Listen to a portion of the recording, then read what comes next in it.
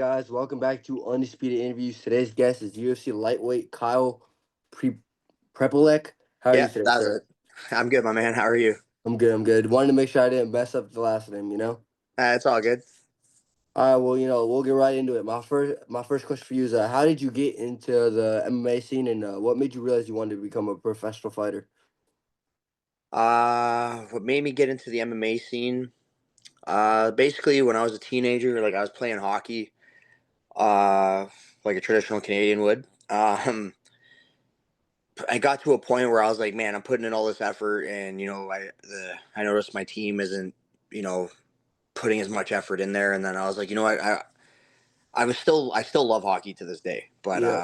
I was like, you know what, I want to get stronger. I want to do another sport, in the summer, all this, and then I started boxing, and then just for the summer, and I'm like, you know what, I'm like, you have a team, but it's all about you, and you got to do your thing, and Mm-hmm. then so I'm like, all right, let's do this.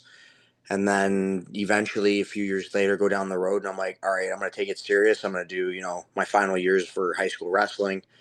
And then I was joining a MMA gym, and now I'm at the gym that I've been at for almost my whole professional career, basically.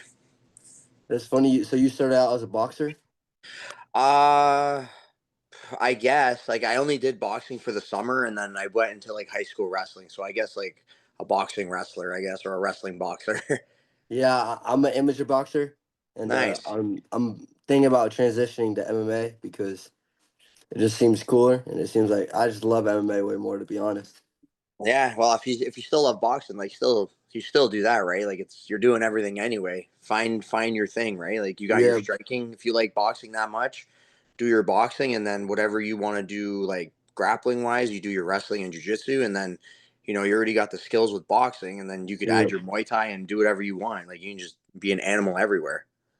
yeah. Like, my dream is I'm going to college for broadcasting and journalism to Good for become a you. U. That's awesome. Thank you, to become a UFC commentator. So I was like, That's it just makes beautiful. sense. It makes all the Yeah, sense good in the for world. yeah. That's sick. Good for you, dude. Hell yeah. Thank you, man. Thank you, thank you. So your last fight, right? At UFC 315, Benoit Saint Denis. It was on really short notice, like a week or two. Before we get into the fight, how did you feel? Were you able to take in the moment? Super short notice, so obviously, you have a lot of game planning to do within that week or two before the fight. But at the press conference, at the weigh-in, or even on the walkout, were you able to take a second in your mind and be like, I'm on the main card. I'm fighting the number 13 dude in the world, in Canada, in my home country. Like the world is watching, or were you just like, I'm gonna take in the moment, win or loss, after the fight?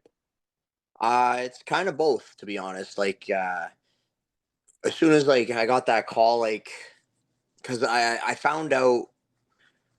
Let's see, it was like Sunday, Monday of that week of UFC 315, and Mm, then I found out like a day or so before that because I was a backup for a different fight, and then I found out that guy's opponent got hurt. So I'm like, all right, well, let's go make weight and let's go fight this guy because we need a fight. And it was hard to get fights in Canada, or even trying to get guys to even come over to fight. And I'm still waiting on a visa that it may not come, so I may have to re-register that so that way I can compete in the states and everything.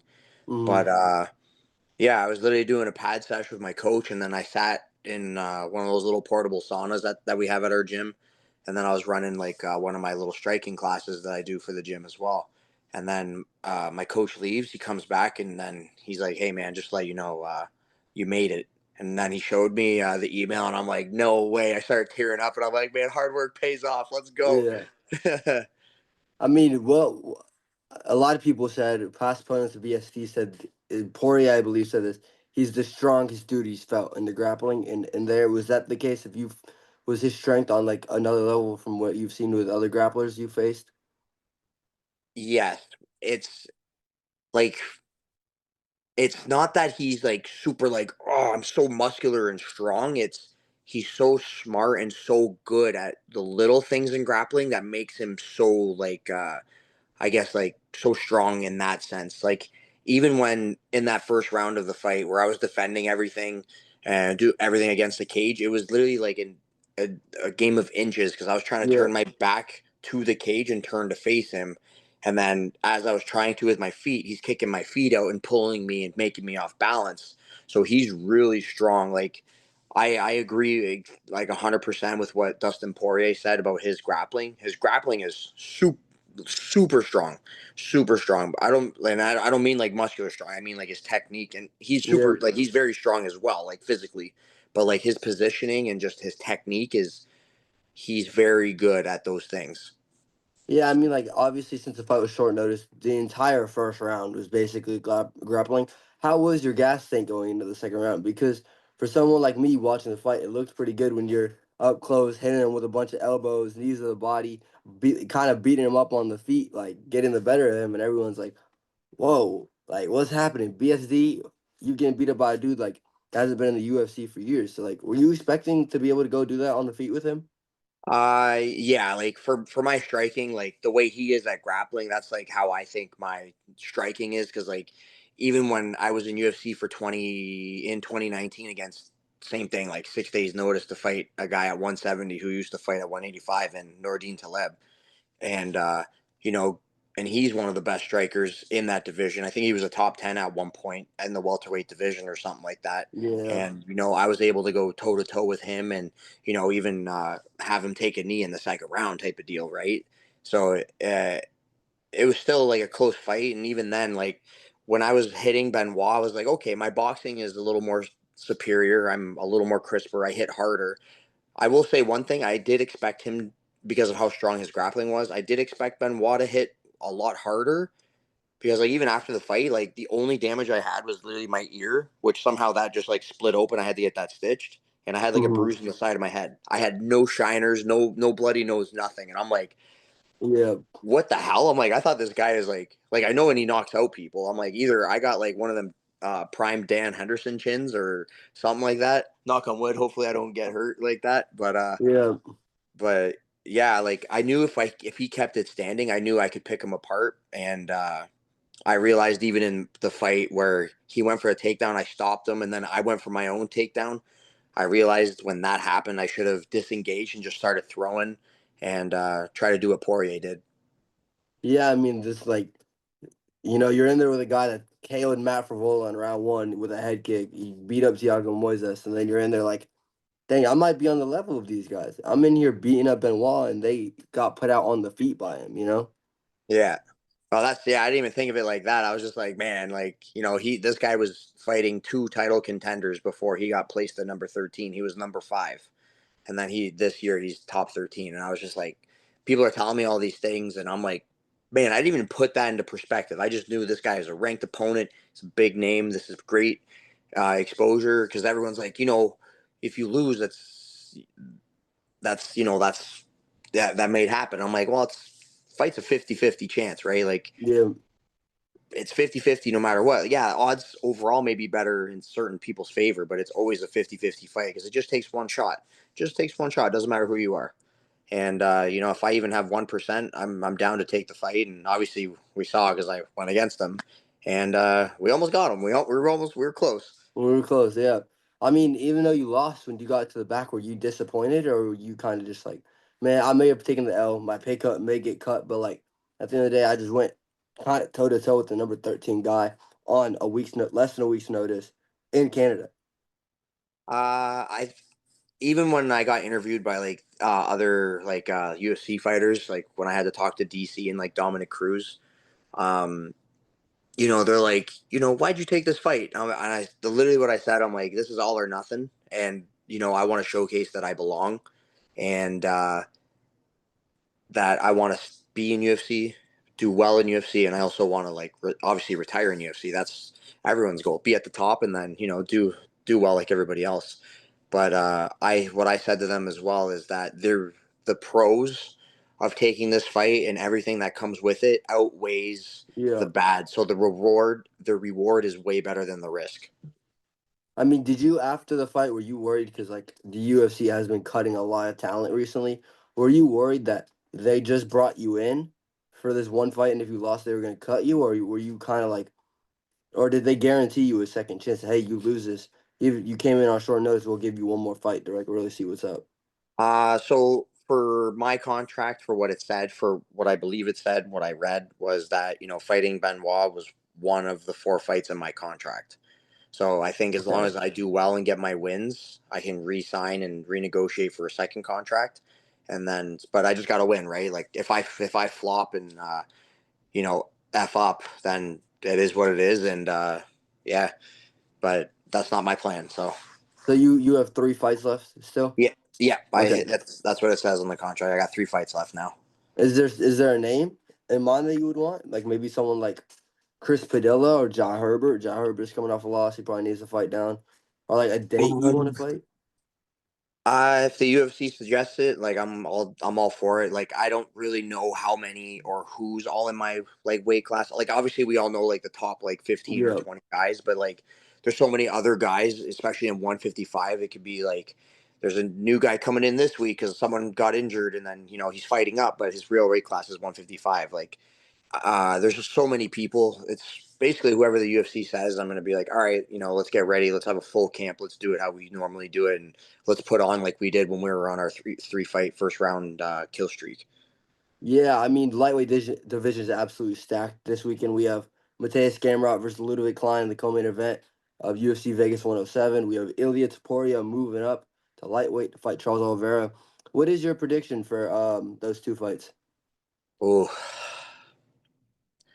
that's so close because I could see the game plan for both for Charles and Ilya, but like if Ilya doesn't knock out Charles, I think Charles does what Charles does, and I think he'll use his striking, and I think he swarms all over Ilya with his grappling and just can tire him out or even catch him at a sub. But I feel also on the other hand, if Ilya really uses his boxing and distance control and just slowly changes levels and picks apart Charles, I don't think it'll be a good night for Charles Oliveira. Who's co-main event again? You said it was it Uh, Gamrot? Gamrot versus Ludovic Klein.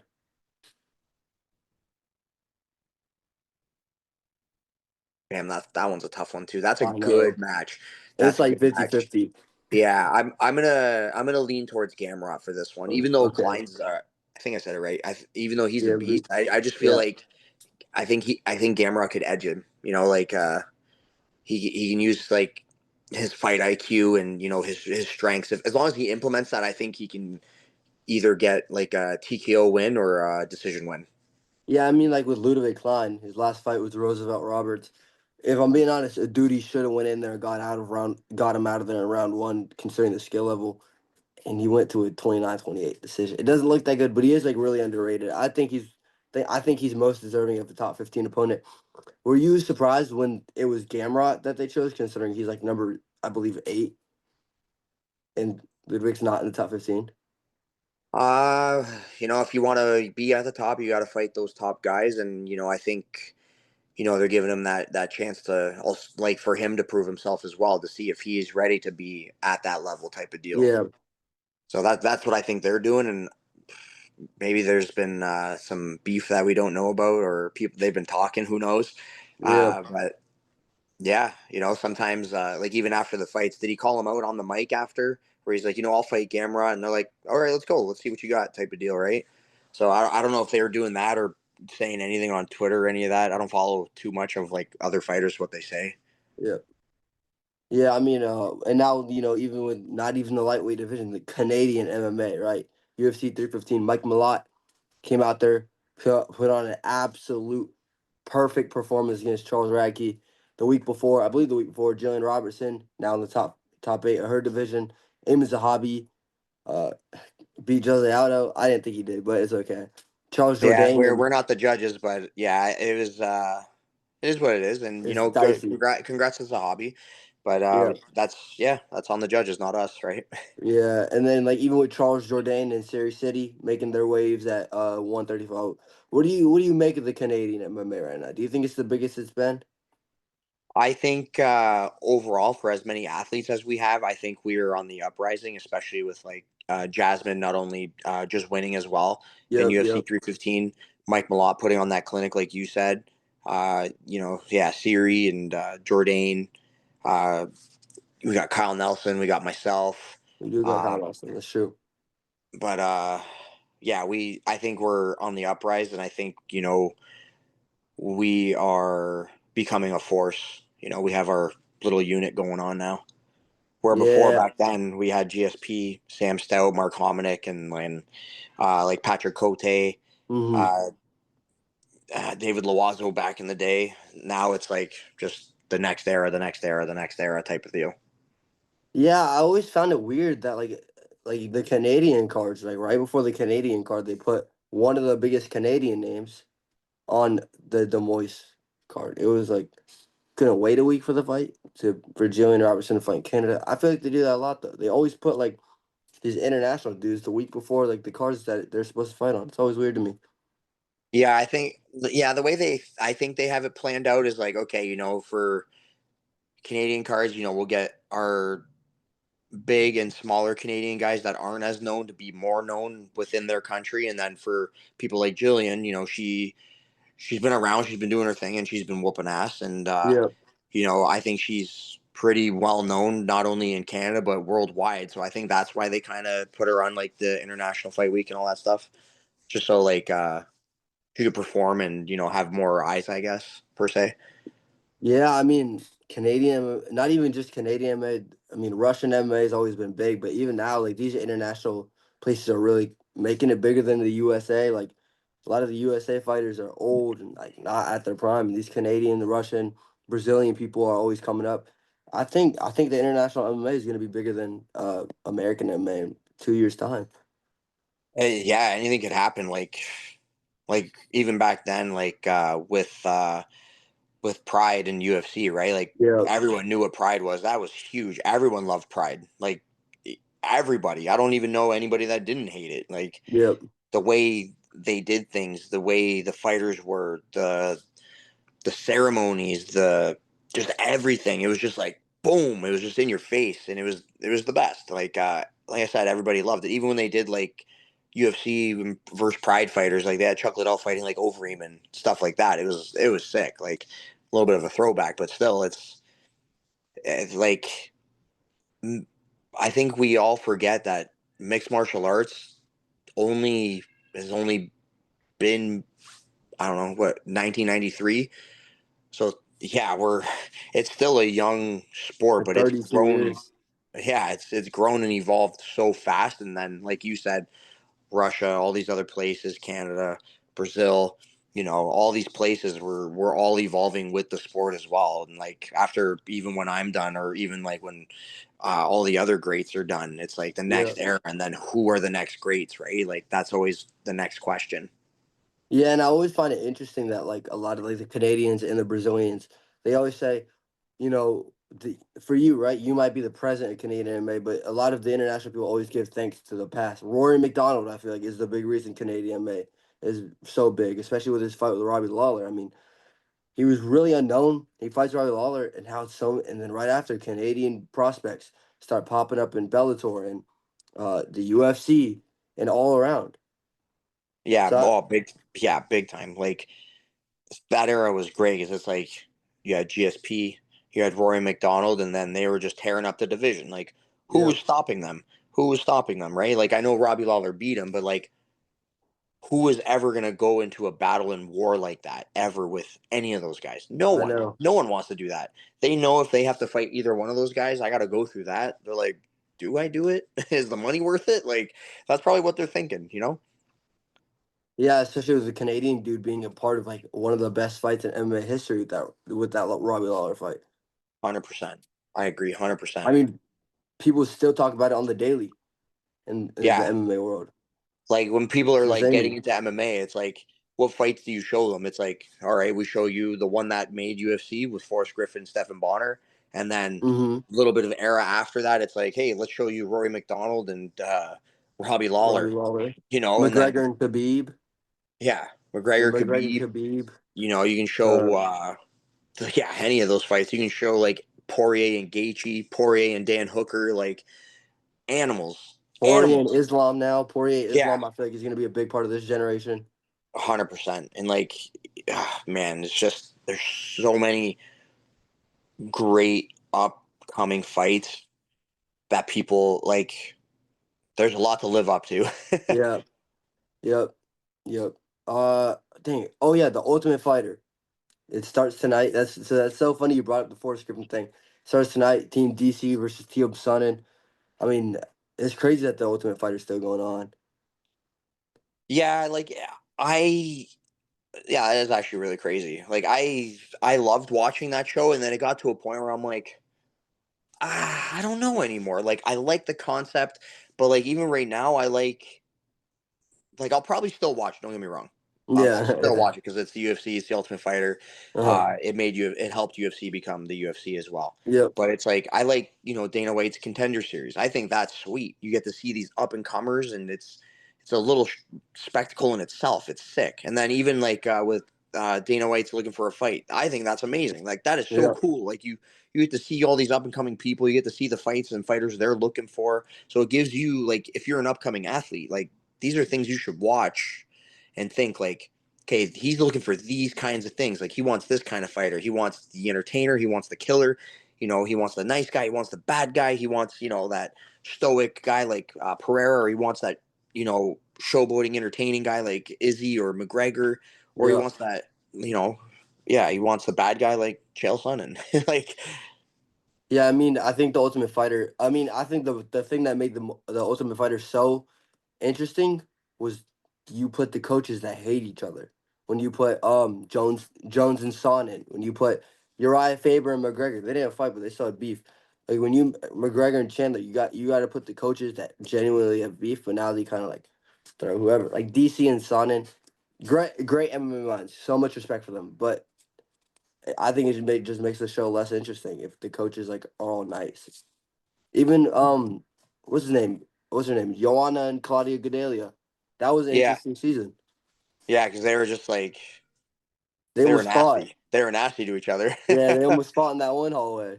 Yeah, even with Rousey and like Misha Tate, right? Like Yep. they were just nasty. Like you almost Rampage get to Jackson breaking the door. yeah, ramp. Oh my god, yeah, that was classic. Yeah, That's like the funniest thing. and Bisbing and Henderson and what was the other one? There was other ones I just can't remember. There's so many. There's what is this like Ultimate Fighter 20? Yeah. Um, I believe Chuck and Tito, right? Oh yeah, yeah, Chuck and or Tito, Chuck how it and was? Randy Couture, Chuck and Chuck and Couture. Randy, that's what it was. Chuck and Randy. Yeah, they didn't really hate each other, but they were like, "I'll fight you and I'll beat your ass," and they're like, "Oh, Yeah. okay, you think so, huh?" And then so I think at least with Sonnen and DC, they're both very witty and like they're smart and humorous. Mm-hmm. So I think the way they both will talk shit and the way they can articulate things will be funny and interesting. I just don't think there would be because they don't fight anymore. So unless they're gonna do one on the show just to like throw down I with each love it. other, I who would knows? love it. I would love it. I would love it. I would love it. If they Yeah, fight, cool. Let's do it. yeah, Fight night main event. DC yeah. versus That'd be Sonnen. crazy. I think Sonnen would get hurt. I think DC is just an animal. DC's Like a big boy now. yeah, He's he's a big. beast, bro. He's a beast. He's an Olympian. He's a monster, bro. Like, Yeah. and he can throw hands. Like Sonnen's great, but DC, why would you go against him? He's a monster. I Like, unless you're know. Jones, but still, like, dude, he's a beast. He's a double champ. Yeah. Yeah. I mean, let's get back to you, right? Your nickname is Killshot. How did you get that nickname? And why did you choose that to be your professional nickname when it came to MMA? I didn't really choose it. Is I didn't have a nickname until 2019 when I got signed to UFC, and my buddy wrote it down on my sheet where I had to like write my name and fill out everything for the UFC when I got called up short notice in 2019. Mm, And I'm like, "Did you actually put that?" He's like, "Yeah." And then he wrote it down on the paper, and I'm like, "Why?" He's like, "Well, think about it, man. When you train in the gym, you snipe people with body shots. You take people, you pick people apart. Look at when you fight. They may you see these guys try to throw a flurry on you, and they're backing you up. Then all of a sudden, you land a shot that changes the momentum of the fight." yeah. Or you knock the guy out, and then or you rock him and take him down, and then you just smash him with ground and pound. He's like, I think that name's good for you. And I'm like, all right, I'll take it. So that's what it is. That's Do you basically how like I it got it. though? Like when you saw Uh it, where you were like, "Oh, that's still cool though." uh I like it. It's like because it was given to me, and it's like, hey, you know what? I respect it. There's a reason Yeah. for it, and I understand the origin, and I think I kind of live up to it, especially with like the past fights. With when I was on the 3 fight streak, and then even before that, a lot of like highlight reel, TKOs, KOs. dominant performances, just landing kill shots and changing the fight Yeah. and then getting the victory. So I think it's nice. I think it's a good one for me anyway. I think it suits me I think it was now. cool when I was doing research on you and it's like Killshot. I was like, all right, that's actually kind of cool. And then I saw most of your wins are knockouts. I was like, okay, that's a valid nickname. Yeah, so that's yeah, basically the reason why as well. So I was like, all right, that's fine. I'll take it. So because before that, it was just my name because I'm Yeah, like I don't know what would suit my name like Kyle Prepolec. Like I can't do Prodigy because BJ Penn. I can't do Predator because Patrick Cote. I'm not touching any Legends nickname as yeah, well. I can't do that. And it's like and then my buddy Shane was like Killshot, and I'm like that's cool. Let's do it. yeah. I mean, if, I think it's kind of like one of those Justin Gaethje situations. The highlight. Everybody Yeah. knows who Justin Gaethje is. Every time he's in the fight, there's like 3 or 4 highlights from the fight. It's like Yeah. insane. He's on the Yeah. highlight reel. He makes the Oh, highlight reel, or or he gets highlight reeled. It's yeah. always just one of the two. Yeah. And you know every fight that he's in. Like, there's never been a lackluster performance, whether he wins or loses. It's always intense. It's Yeah. always 100%. It's sick. It's the best. He's a G. Yeah. You brought up BJ Penn a second ago. You Yep. can say you can say I plead the fifth. What do you make of his arrest yesterday? Oh, we got arrested yesterday? Apparently he like assaulted one of his family. So apparently he was arrested. He was let go, and then last night he was arrested again 12 hours later for assaulting a family member. He needs help. He needs Yeah. help. Like I don't know what the situation is, and like first off, why? Like if you're defending yourself and getting away from the situation, sure. But the fact Yeah. that you're telling me, he was arrested earlier and then came back, got arrested again, it sounds like he's being the problem. So yeah, I have to look that up and understand like what's going on, but I don't think that's right. I can try to find the clip. I saw a clip on Instagram today of him like literally like laying flat like with his hands like this on his like just laying flat on his bed with like 4 or 5 cops in his room like you need to go, and he was like, what I do, what I do, and that's like the Wow. clip, and then there's like a photo circulating of like him walking down the stairs in handcuffs. Wow. Was he like drunk or something? Cause like I know there was a one video a long time ago where he was drunk and had an altercation and then someone just rocked his shit by punching him in the head and just got dropped. Like the But way it's he like, was talking in the clip, it made it seem like he wasn't like really drunk, but it did make him seem like he was like a little under the influence. oh, yeah, that's not good. That's Yeah. not good. Yeah, I don't approve. I will say that I do not approve of that. Yeah, man, I hate it because BJ Penn was always one of my favorites from the Dude, older same, generations. same. He I was, loved him so much. So I was like, dang. I woke up to it and I was like, dang, yeah. It's heartbreaking, no. right? You're like, man, one of the OG double champions because it was BJ Penn, Randy Couture back then, right? Like the Hmm. double champs, and like he was the prodigy for a reason. But like, it's like, dude, you actually may need help, and that's one of those Yeah, rare cases where it's like, hey, you should go get help, like professional help. Like you shouldn't be assaulting family members, shouldn't be assaulting anybody yeah. anyway, unless you are protecting family, you're protecting someone else's family and kids or whatever it may be. It's for a good reason, not a bad reason. Like this seems malicious, especially because, like you said, he was arrested earlier, got out, and then got arrested again. And it's Like like, 12 hours, brother, like 12 hours later. yeah, that's I was like, insane. yeah. Wow, wow, damn, I damn, know it's a sucky situation. I dude. didn't even know he was arrested earlier too. I just saw in the news report. It was like BJ Penn arrested again 12 hours later. I was like, he was Oh, arrested before this, like 12 hours ago. I was like, I did not even know that. damn. But yeah, I got 2 more questions for you, man, and then we can Yeah, wrap no this problem. up. My first question is, do you have any advice for the amateur MMA people or like just kids that want to get into MMA and like want to become an MMA fighter? And is there any advice that you could tell them that you wish you knew early in your career that could like really help them kickstart it? So for upcoming amateur fighter, I would say, find a coach who cares about you. Uh, Whatever gym you can go to, find the highest level that you can find, like for Hmm. not only coaches but also athletes. That way, it's a little more legit, and you're like, okay, if they got there, why can't I? If I put Yeah. in the work and the time, and I develop the skill sets and build myself up, I can get to where they get to. and cross train. Cross training is very important. Like, not only go to other MMA gyms, but like, let's say you're really good at wrestling, but you're fighting a boxer. Okay, let's go to a boxing gym with the best boxers and let's go Yep. spar them. Let's work our boxing and, let's build on the fundamentals of that. Cause like if you're going against best, like let's say professional boxers or golden gloves, the Canada's best, America's best, whatever, they're the best in their country or state, wherever, Yep. and you can hold your own and you can do that, then you fighting some guy who ain't even their level, it'll make it a little easier. And same thing goes with like the grappling. If you're a striker and you're going to, certain universities or colleges, or you're going to, like for me as an example, it'd be like, all right, let's go to like TriStar, or let's go Hmm. to Rufus Sport or Team Alpha Yep. Male. Let's go to these gyms who have all these, All very high level gyms. yeah, very high level gyms, right? And then you work with the best guys. Uh, Same thing with the coaches. Your coach makes a plan, and have good teammates. Surround yourself with good people. Make sure you take care of your health because rest is very very important. Yep. I learned that as I was going through, because I would always train like I would rarely rest. Now I'm like, man, rest is just as important, if not more important. Like, you got to listen to your body and listen to your team, listen to your coach, and just keep working. Yep. I mean, I'm gonna take that advice because I'm trying to become an MMA fighter. I'm big in recovery, like meditation, ice baths, massage guns, physical therapist, all that good stuff. Because I have back problems, so I need it like a little more than other amateurs. But I love recovery. I love like even like the ice Yeah. baths. A lot of people don't like them. I love them. I love cold water. I don't know why. Yeah, I don't mind cold water from swimming in it, but like for recovery, I like doing like hot Epsom salt bath and just relaxing.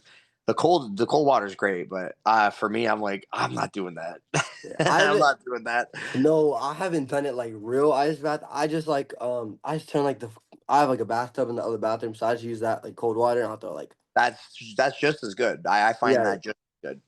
maybe like a I'm sure you small do too. small plastic bag of ice in there, nothing big. Yeah, And I'm sure. And obviously, if you feel good and it's working for you, then yeah. it works, right? What was I gonna say? I had something else I was gonna say. Oh my god. Oh, I can't remember. Oh well, if it comes to me, I'll say it. But Oh, really quick, I did want to ask you this. Was there a certain fight that you saw that like made you like really want like really love MMA? Like me personally, the first fight I ever saw, like the first fight I remember ever seeing was Corey Sandhagen versus TJ Dillashaw. And like right after that fight night main event, I was like, I love I this. got This is I gotta epic. do it. Yeah, this got me. So for me, there was actually a few fights because back then, I'm gonna go back a few eras. Matt Hughes and Crow Cop were my OG like favorite fighters. Okay. So Matt Hughes versus like not Matt Sarah, Frank Trigg. Okay. Yep. That back and forth battle, it was epic. Like, it was just a different type of intensity. It was awesome because like back then, Matt Hughes was the most dominant welterweight champion until obviously GSP came along. The other fight would be uh, Crow Cop and Fedor. Even though Fedor won, I was like, man, this fight against Fedor, he's the animal. He is the heavyweight goat. He went the distance with him, which no one really ever does. Yep. And it was a crazy fight. It was, and especially like in Pride, it was just so sick. Even Crow Cop when he fought Wanderlei Silva, epic fight. That was just nasty. Two Yep. killers. Stare down was amazing. Crazy. It was crazy, man. Even what was the other one? Oh man, nasty one. Vondelay versus Rampage. Dude, Okay. dude, crazy. I love Rampage. I'm the biggest Rampage fan. I need an interview with him one day. I need that. Yeah, just dude. I'm sure he'll do it. You just keep reaching out, man. Just keep I reaching love out. Rampage. Who else back then? Oh, Rich Franklin versus like Nate Quarry or Anderson Silva versus Forrest Griffin was awesome. oh, dude, that was bro. If you watch Anderson Silva versus Rich Franklin, all Oh, both of them, dude, Anderson Anderson Silva, Silva versus who was the dude he made it? Chris Lieben.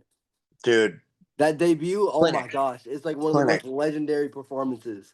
nasty. Because everyone's like, yeah, Liebman will just take those shots and just hit him. How are you gonna hit a guy you can't hit? This Like guy's 40 dancing seconds around in, you, it was done. picking you apart, killing you. I know What it do you was do? insane. What do you do? God damn. Yeah, so the I would say for sure like the Matt Hugheses and the Crow Cops, like that era is what like. So I guess it'd be the same with the Liddell era and the Couture Yeah, era, and like all those Vitor because Vitor's been around since he was like 18 and he just got in the Hall of Fame. So yeah. yeah, there's a lot of fighters, but I'd say yeah, Matt Hughes and Crow Cop for sure. Yeah. I feel like the old generation fights are so much better than most of the new day fights. The It's old generation, the Pride fights, the OG like UFC 100 fights are always so fun to watch. yeah, I think that's due to the evolution of the sport, right? Like Yeah, you had guys who were so good and dominant at what they do that they were well rounded, but they were so good at like Matt Hughes. He could strike with you, but it wasn't the greatest. But he yeah, could hold his own and then take you down. And it's like Crow Cop, he can defend your takedown, but then he can knock you out if you don't get him down. So it's now everything is like, okay, well, if you don't take me down, well, I'm going to hold you against the cage and, I'll pick you apart, then I'll take you down. yeah. Or you get a guy who takes you down and then is like, oh, okay, you got back up. Now I'm going to start picking you apart with my striking and, beating you up a little bit. Like it's getting to a point where everyone's so good everywhere. Like Mm-hmm. it's not just everybody's a good boxer, kickboxer, great grappler, wrestler, jiu-jitsu guy. It's everyone is becoming So elite a everywhere the fight goes. yeah, they're becoming a great wrestler, becoming a great jiu-jitsu grappler. They're becoming, an elite boxer, an elite Muay Thai kickboxer. Like I think the it's perfect, I think the perfect example of that is Marab Philly. yeah, His cardio is insane. yeah, Oh yeah, my, him, yeah, Marab, Islam, John Jack Della. Jones, yeah, yeah, JDM, like bro, like even Duplessis, like I know his Oh his his stuff's so unorthodox, but man, yeah, it he's works. a nasty grappler. And his striking, the guy, his strength is his strength, and he hits these guys and just puts them on. It's like, wow. But it The works for way he him, did Izzy, dude. they're so random. Like the way he got that takedown and locked him the choke was like the most creative wrestling Dude, I've ever seen. just, yeah. Points to the ground. Well, he's like, yeah, I'll put you there. Yeah, And then 10 seconds later, goddamn. I Goddamn. know. I feel that. All right, we're gonna wrap it up with my last question is do you have a message for all your fans that have watched you throughout your career and supported you and what can they expect from you in 2025 inside and outside the octagon? So always never, or sorry, I should say it like this. Always keep working hard because the hard work will always pay off. Um, as a guy who got a second chance in the UFC, not many people do get that chance. Yes, So sir. that just goes to show, the hard work will pay off and just keep pushing. And, not only will the universe and God reward you, but you earned that by working hard, making those sacrifices. So when you feel, low or a little depressed, just give it one more push. Just think, if I don't push, what if? Don't let yourself have Mhm. what ifs. Don't live with regrets. Everything will help, mold you, become who you are, and become a great person, great athlete, great human. What was the other question? Oh, what can we expect from you both inside and outside the octagon? Oh, for sure inside the octagon, we're gonna. I'm hoping to get a fight either in August or early September, and get Mm-hmm. that first dub in a good fashion, and then keep working and find my way back up to the top, and eventually for in the cage that is, and outside the cage, hopefully be on social media more, posting more of like a little bit more about my life. That way, people can you know not only get attached but be like, hey man, like I was down in the dirt and something, this helped me. I got you gave me motivation. You gave me a little more hope type of deal. So I'm hoping I can be better on there as well, and just all around everywhere, whether it's inside or outside the cage, that kind of Yes, stuff. sir. Yes, sir. Absolutely. Guys, Kyle Prepolec. I don't know who I need to say this to, but let's get Kyle Prepolec his USA citizenship so we can see him back in the octagon as Yeah, soon as possible. that'd be Appreciate your cool. time, man. We'll Thank get you. that visa soon, buddy. We'll get it. Yes, sir. Thank you. Yeah, Appreciate your thank you. time. Yeah, thank you for having me, buddy. I appreciate it. Yes, sir. Thank you, man. I appreciate Yeah, it. This was fun. yeah, it was sweet. Thank you. Thanks for being flexible. Like, I wasn't feeling too good earlier, and I had to take some medicine and recover. Nah, I feel that. I feel that. I got like little throat thing, like sore throat. So I Yeah, understand. But sweet. yeah, yes, sir. But that's gonna do it for this episode. Make sure y'all like, comment, and subscribe for more. And make sure y'all go follow Kyle Prepolec on Instagram, on Twitter, on TikTok, wherever he is. Go Oh follow yeah, him and show him some love for hopping on the channel. yeah, sick. Thanks, dude. I appreciate that.